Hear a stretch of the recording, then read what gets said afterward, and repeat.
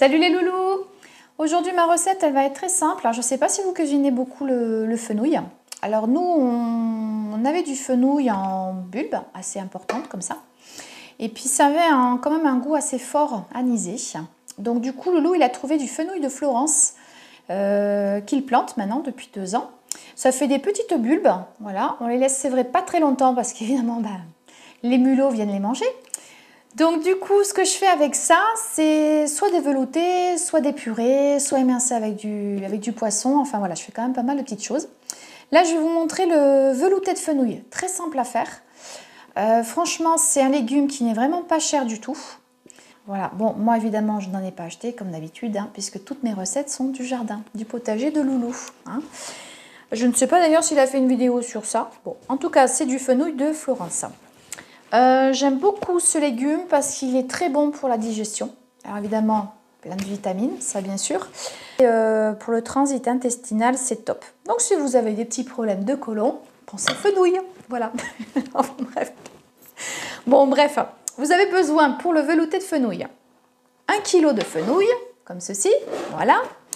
Ensuite, une branche de céleri. Bon, là, j'ai déjà prédécoupé. Un bon morceau de beurre.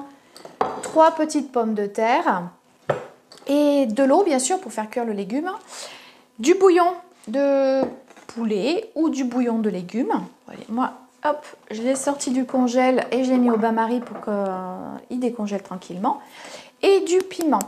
Voilà. Alors pour tout vous dire, là aujourd'hui c'est assez simple, je vais cuisiner quasi gratuit parce que à part le beurre, je réfléchis, à part le beurre, tout le reste est issu du jardin. Ah, l'huile d'olive pour le piment qu'on fait aussi. Donc voilà, c'est sympa comme d'habitude.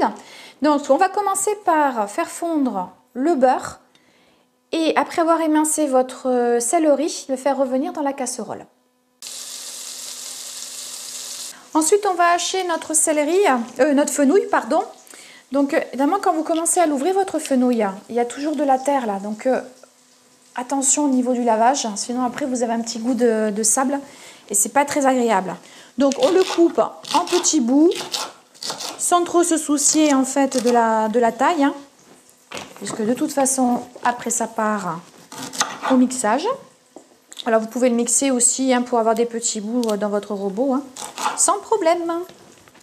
Ensuite on s'occupe de la pomme de terre, je vais la couper en petits morceaux. Je suis sûre que vous allez courir aller acheter du fenouil. Et vous verrez plus le légume de la même manière. Voilà, dernière patate. Dernière patate.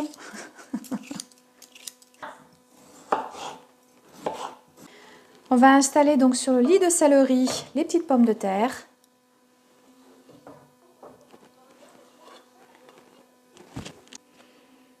Mon petit bouillon, alors j'en utilise énormément en fait, mon bouillon. À chaque fois que je peux, je fais du bouillon.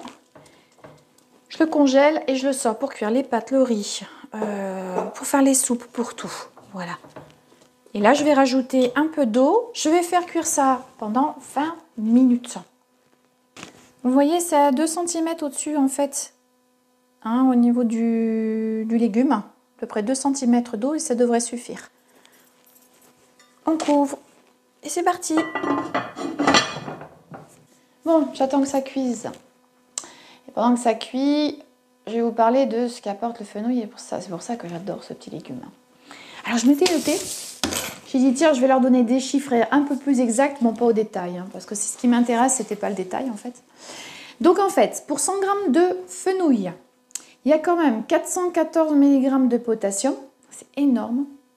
Vitamine C, il y a du calcium, du magnésium et c'est ce qui ressort le plus de ce légume. Et encore, je ne parle même pas donc des fibres alimentaires de tout à l'heure. Ce que je vous ai dit, c'est très très bon pour la digestion. Voilà, donc le fenouil de Florence, c'est beaucoup moins anisé. Donc faites comme Loulou, vous en plantez dans votre jardin, à moins qu'il y en a plein. Je suis sûre qu'il y a plein d'abonnés qui l'ont déjà fait. Donc voilà, bon. Bon non, il me reste encore 10 minutes. Si je vais chercher. Petit Loulou, viens voir là. Allez, viens. Dire bonjour. C'est toujours à côté, mais il devient de plus en plus timide en fait. Oh, on est tous les deux jaunes. Deux canards jaunes. Tu dis bonjour. Bonjour. Eh oui, mais attends, me pousse pas, maman, s'il te plaît, merci. Hein, et qui c'est qui va manger le bon velouté de fenouil ce soir? Pas moi. Oh. Mathis, c'est les légumes. Si, bah, t'en mangeras encore même un petit peu parce que c'est très bon pour la santé. Il n'y a rien d'autre à manger, monsieur.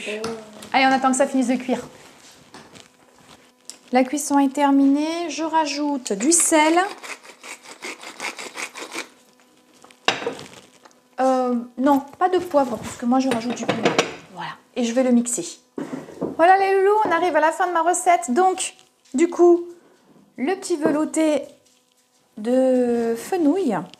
Je vais rajouter mon piment. Donc celui-ci, il est fait avec du piment d'Espelette, de l'huile d'olive. Donc je peux y aller avec une belle cuillère à café, il n'y a pas de problème. Voilà, impeccable. Alors, celui-là, il n'est pas très fort, mais il donne un petit goût vraiment sympathique puisque c'est du piment d'Espelette. Par contre, celui-là que j'ai fait là, celui-là sur une échelle des piments, c'est le numéro 10. Alors, je ne sais pas si vous connaissez un petit peu. Loulou en a fait pousser cette année. Celui-ci, je mettrai allez, je dirais 10% de ma petite cuillère, vous voyez? Parce que celui-là, il est très très fort. Voilà, bah, écoutez, la recette est terminée. J'espère que ça vous a plu. Je vous souhaite une bonne soirée, parce que je pense que vous avez vu qu'il fait nuit chez nous. Et puis, je vais aller servir les loulous, et je vous dis donc à la semaine prochaine. Je vous fais de très gros bisous. Ciao, ciao!